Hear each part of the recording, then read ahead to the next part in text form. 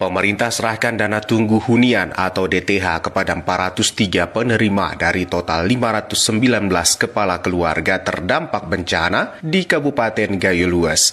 PIC BNPB Heriawan mengatakan penyaluran dilakukan kepada kepala keluarga yang telah memiliki buku rekening sehingga dapat mengambil DTH selama 3 bulan sebesar Rp600.000 per bulannya. Begitupun sebutnya, penyerahan DTH tidak dilakukan sekaligus, melainkan bertahap, di mana 160 kepala keluarga dari Desa Palok, Kecamatan Belang Kejeren telah diberikan. Sementara sisanya akan diserahkan di desa masing-masing.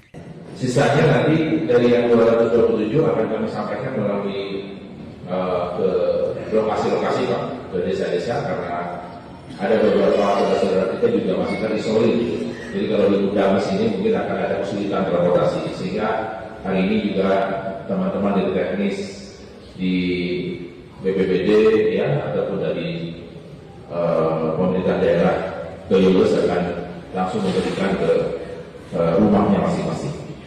Ditambahkan, pihaknya juga melakukan validasi ulang terhadap data penduduk atau pengungsi hunian atau DPH, sehingga sebanyak 79 telah terverifikasi, sementara 37 lainnya dibatalkan karena ditemui data yang tidak valid. Ia berharap DTH tersebut membantu warga terdampak dalam menunggu hunian tetap atau huntap yang kini tengah proses pembangunan. Alfi Sahrin, RRI Takengon, melaporkan.